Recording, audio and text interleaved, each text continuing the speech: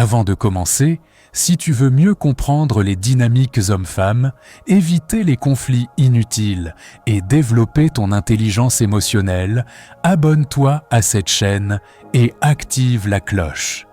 Ce contenu pourrait vraiment transformer ta façon d'aimer et d'être aimé. Aujourd'hui, je vais partager avec vous une perspective qui pourrait déranger certains, mais qui pourrait aussi transformer vos relations. Si vous êtes un homme qui cherche à mieux comprendre comment communiquer avec les femmes et éviter les conflits, écoutez bien.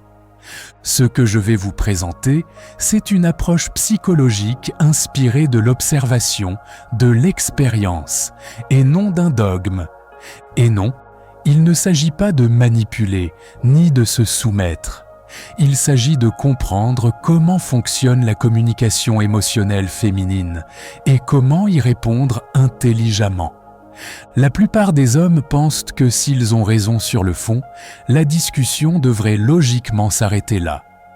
Mais avec les femmes, la manière de communiquer compte souvent autant, voire plus, que le contenu.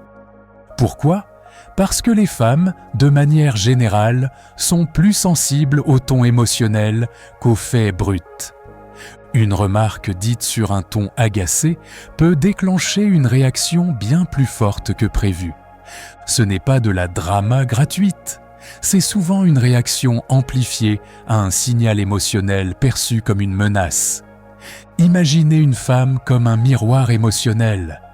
Si vous envoyez de la tension, elle vous renverra plus de tension. Si vous émettez de la bienveillance, elle renverra de la douceur. C'est ce qu'on pourrait appeler le principe d'amplification. Les femmes captent les nuances dans votre ton, votre langage corporel, votre regard. Ce qu'un homme perçoit à peine, une femme peut le ressentir fortement. Beaucoup d'hommes, quand ils veulent éviter le conflit, se coupent de toute émotion. Ils adoptent une voix neutre, froide, pensant que c'est la solution. En réalité, cela peut aggraver la situation. Pourquoi ? Parce que ce ton plat peut être interprété comme un désengagement émotionnel. Et chez certaines femmes, cela réveille une angoisse profonde, la peur de l'abandon. Une communication trop froide peut provoquer plus de conflits qu'un désaccord exprimé avec chaleur. Soyons honnêtes, certains conflits ne viennent pas de vous, ni de votre communication. Il existe des personnes, hommes et femmes, qui recherchent inconsciemment le chaos émotionnel. Elles sont accros à l'intensité, au drame, à la confrontation.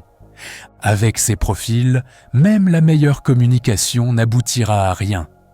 D'où l'importance d'apprendre à repérer, dès les premières rencontres, ceux et celles qui parlent toujours de leurs ex comme des monstres, ceux et celles qui provoquent des disputes inutiles, ceux et celles qui fuient toute forme de stabilité.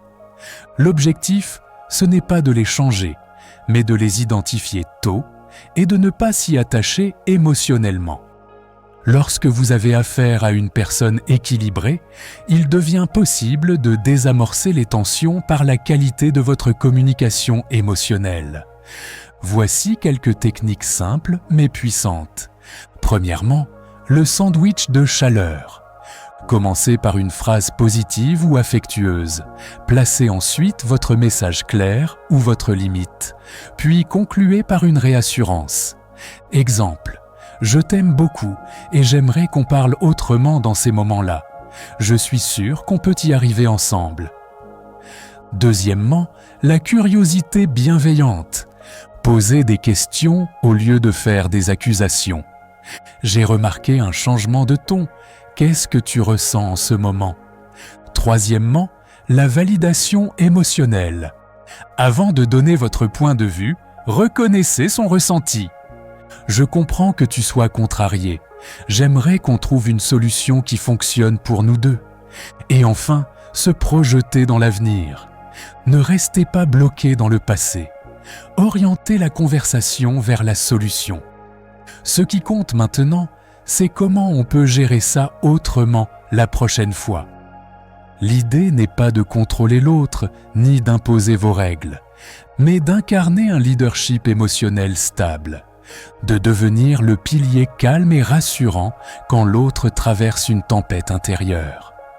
En développant cette capacité, vous envoyez un signal fort « Je suis là, je t'écoute, je ne fuis pas tes émotions, mais je reste ancré et clair sur mes valeurs. » Et c'est cette combinaison de fermeté calme et de chaleur authentique qui crée la coopération naturelle. Le vrai secret, ce n'est pas d'apprendre à gagner une dispute. C'est de construire une relation où les disputes deviennent inutiles, car chacun se sent écouté, compris et respecté. Ce n'est pas une technique miracle. C'est un travail d'attention, de connaissance de soi, de sélection des bonnes personnes et d'intelligence émotionnelle. Les hommes qui maîtrisent cela ne sont pas faibles. Ils sont forts, posés et respectés, parce qu'ils savent gérer les émotions sans les subir. Si ce message t'a parlé, pense à t'abonner, à liker cette vidéo et à la partager à un homme que ça pourrait aider. On se retrouve très vite pour d'autres clés puissantes sur les dynamiques affectives.